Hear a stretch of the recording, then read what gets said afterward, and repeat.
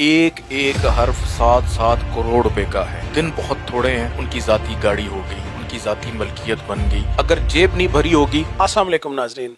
آج کا وظیفہ بہت اہم ہے کیونکہ آج ہم بات کریں گے پیسوں اور دولت کے متعلق.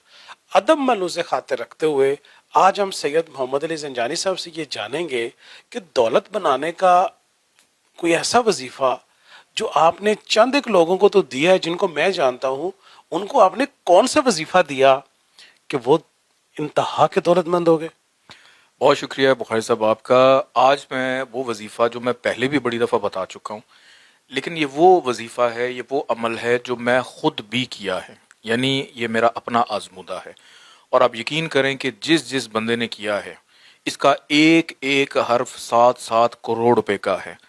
وظیفہ بہت آسان ہے, دن بہت تھوڑے ہیں, اور آپ نے کرنا یہ ہے کہ 27ویں رمضان بہت قریب ہے, اور یہ سال میں صرف ایک وقت ایسا آتا ہے کہ جس میں 27ویں شب کو, یعنی 26واں روزہ آپ افطار کریں, عشاء کی نماز پڑھنے کے بعد, تراویحاں پڑھنے کے بعد, رات کو 12 بجے آپ نے صاف جگہ کے اوپر مصلی بچھا کے بیٹھ جانا ہے, اور آپ نے اپنے ہاتھ میں رکھنے ہیں 7 جو کے دانے, 7 دانے جو کے, اور ایک دانے کے اوپر آپ نے 27 دفعہ سورہ قدر پڑھنی ہے.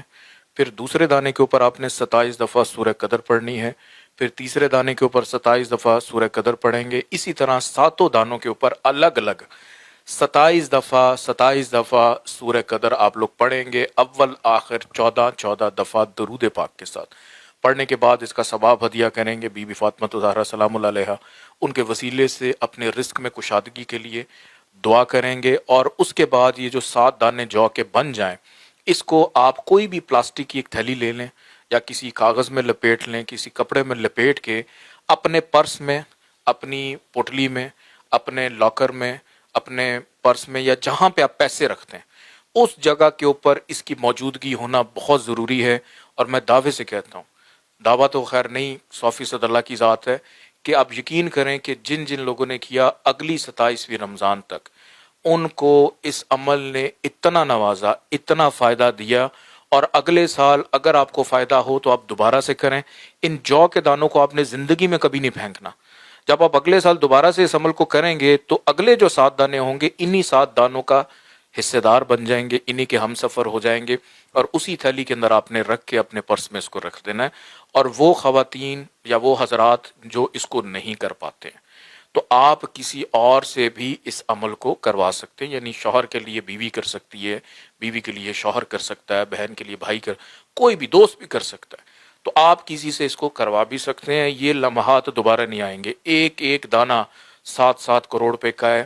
میں آپ کو یقین سے کہتا ہوں کہ اللہ پاک بے پناہ نوازے گا. کلام الہی میں تو برکت ہے ہی, اور جب آپ بیٹھ جائیں گے اس نیت سے, عاجزی سے, انکساری سے, تو اللہ پاک آپ کے لیے دولت کے انبار کیا کہ ہو سکتا ہے آپ کے لیے سنبھالنے مشکل ہو جائے. بخاری صاحب, کسی کا پردہ ملحوظ خاطر رکھتے ہوئے میں آپ کو یہ بتا دوں کہ جن لوگوں نے یہ عمل کیا تھا پچھلے سال یا اس سے پچھلے سال, جو پبلک ٹرانسپورٹ پہ آئے تھے, کو ٹیکسی کروا کے آئے تھے, اللہ نے کم از کم اتنا کرم کیا, ان کی ذاتی گاڑی ہو گئی, ان کی ذاتی ملکیت بن گئی. کوئی نہ کوئی, اگر جیب نہیں بھری ہوگی تو اثاثہ ذات ان کے بھرے, کچھ نہ کچھ ملکیت میں آیا. تو آپ بھی ضرور اس کو کیجیے گا.